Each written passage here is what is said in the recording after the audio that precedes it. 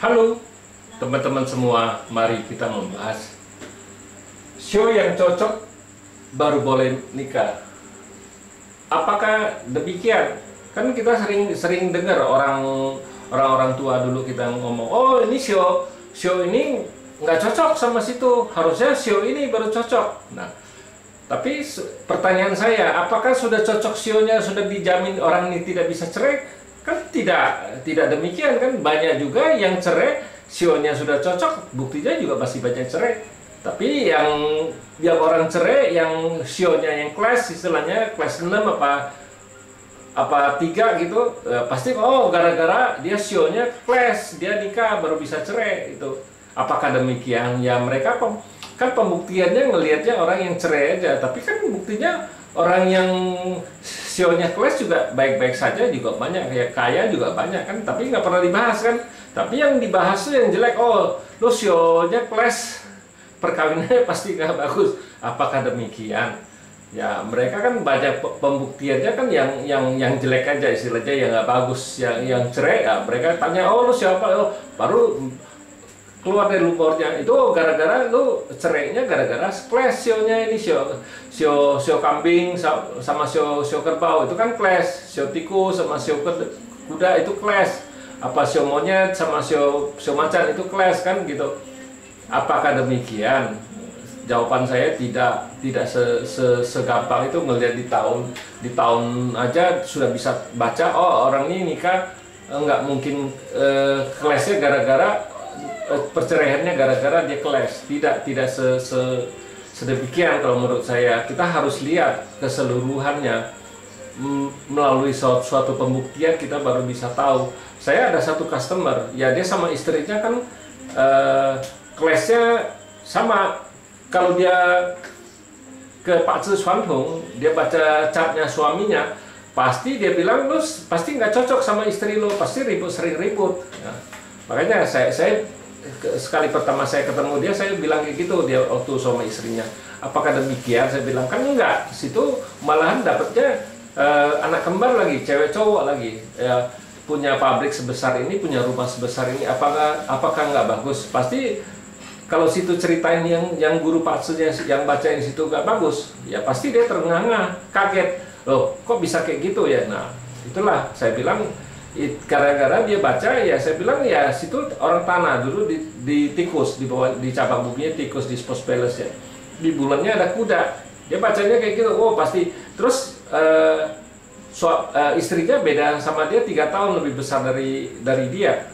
Dia bilang ini pasti lu sering dirubah, sering nggak cocok sama istri. Saya ketawa, saya bilang ada nggak situ di Pak Zhi situ kan itu bawaan lahir, apakah setiap hari ribut sama istri sama kamu? Enggak kan, saya bilang kan. Ya harusnya situ tanya sama yang guru yang bacanya, jangan kalau saya sih nggak pernah mau baca kayak gitu. Kalau kita kan kelas tuh kita nggak pernah baca. Kenapa? Ya karena gitu. Kita harus ada suatu pembuktian. Ya saya bilang buktinya ya bagus-bagus saja, pabrik sebesar ini, anak dapat anak kembar lagi, cewek cowok, kembar ya cewek cowok lagi. Saya bilang apakah nggak bagus?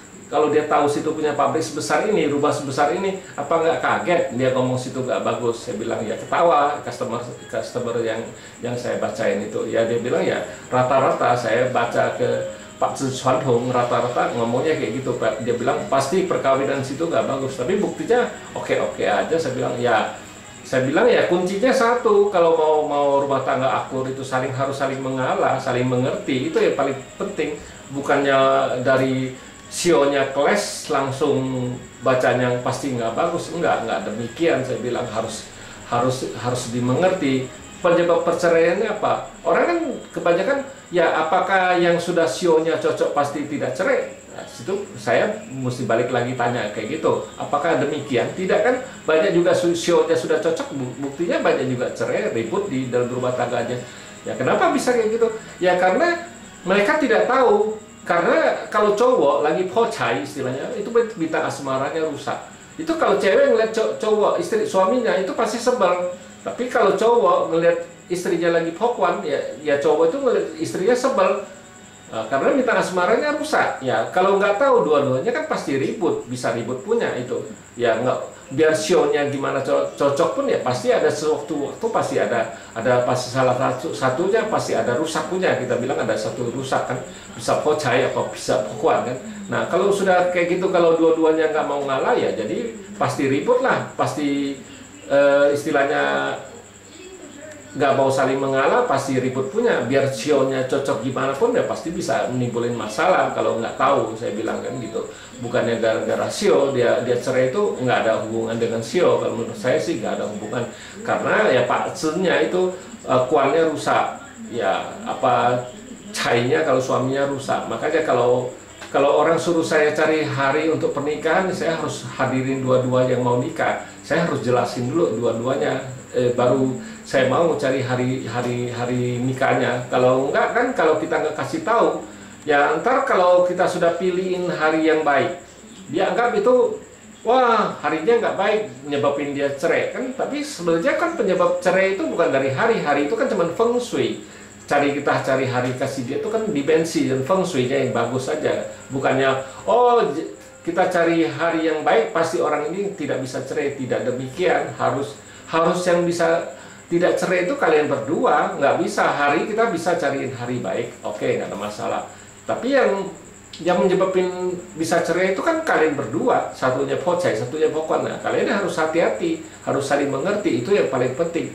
Bukannya hari baik aja sudah jamin kalian tidak bisa cerai, tidak. Terus sio kalian sudah cocok pun tidak bisa cerai, tidak demikian. Saya bilang banyak juga orang sionya cocok tapi banyak juga cerai kan. Tapi tidak pernah ada orang yang mau bahas kayak gini. Kalau saya ngomongnya apa, logika aja, nggak mau cerita kasih orang tuh iming-iming. Ya yang nggak salah ya salah, yang betul ya betul. Itulah selama ini banyak orang cerita ya cuma cerita sio, tidak mau cerita pakce keseluruhan pakce itu. Kalau saya kan cerita pakce kan saya harus utuh pakce itu, dibacain semua dari tanggal lahir yang itu penmingnya istilahnya, yang awalnya dia lahir sampai ke pilar 10 tahun, sampai pilar tahun, sampai ke bulannya. Nah kita kan harus kasih tahu dia, harus hati-hati di yang lagi nggak bagusnya itu. Bukannya cerita cuman oh Pak situ istilah tanggal lahir situ penmingnya bagus saja pasti dia